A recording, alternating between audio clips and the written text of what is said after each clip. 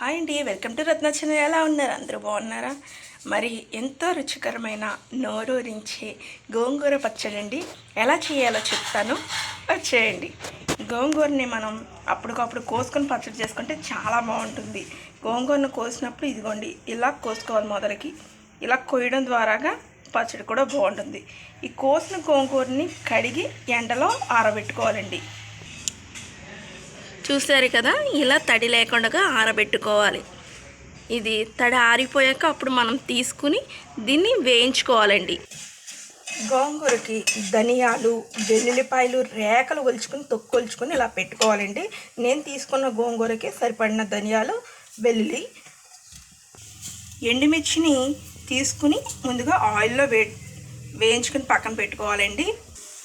తర్వాత నూనెలో శనగపప్పు, మినప్పప్పు రెండు కూడా వేయించుకోవాలి. ఇవి వేయించుకున్నాక ధనియాలు, వెల్లుల్లి, వేగుతున్న శనగపప్పు, మినపప్పులో నువ్వులు కూడా వేసుకుంటే చాలా మంచిదండి.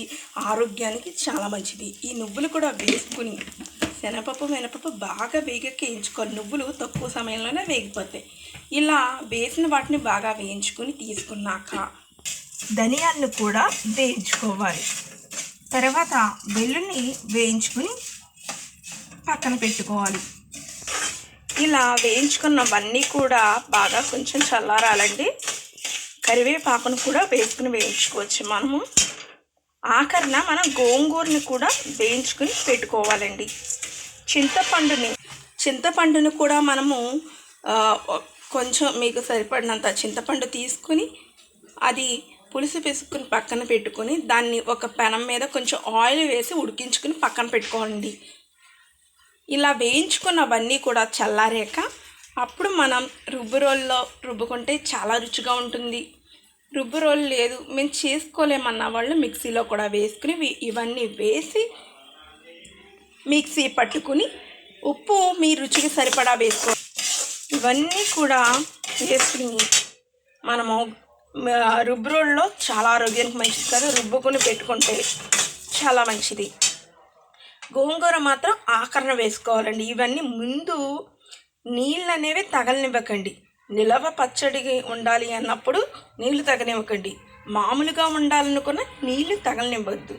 గోంగూర పచ్చడి ఎప్పుడు చేసుకున్నా నూనెలోనే వేయించుకోవాలి. అలాగే నీరు అనేది తగలకుండా రుబ్బుకోవాలండి. రుబ్బురోల్లో కూడా మనము కడుక్కున్న తర్వాత ఆరబెట్టుకోవాలి. ఆరిన తర్వాత మాత్రమే ఈ గోంగూర పచ్చడి చేసుకోవాలి. జీలకర్ర మనము లాస్ట్లో వేసుకోవాలండి. నేను వేయించట్లేదు, ఉత్తి జీలకర్రని మాత్రమే వేస్తున్నాను. ఇలా అన్ని వేయించినవి వేసుకుని రుబ్బుకొని ఆఖరినవి కూడా ఆ యొక్క వేయించిన గోంగూర వేసుకుని కళ్ళుప్పు వేసుకుంటే ఈ రుచికి సరిపడా చింతపండు కూడా ఉడికించిన చింతపండుని మనం వేసి రుబ్బుకుంటే పచ్చడి చాలా రుచిగా ఉంటుంది. అంతేనండి. మీకు కావాలంటే అందులో ఉల్లిపాయని కూడా కోసుకుని అన్నంలోకి వేసుకోవచ్చు.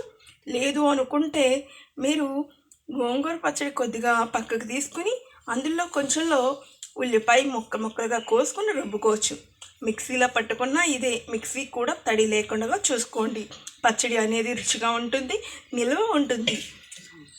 సంవత్సరం పాటు నిల్వ ఉండాలి అంటే మీరు ఖచ్చితంగా నీరు తగలనివ్వకుండా రుబ్బుకోండి. Thank you for watching.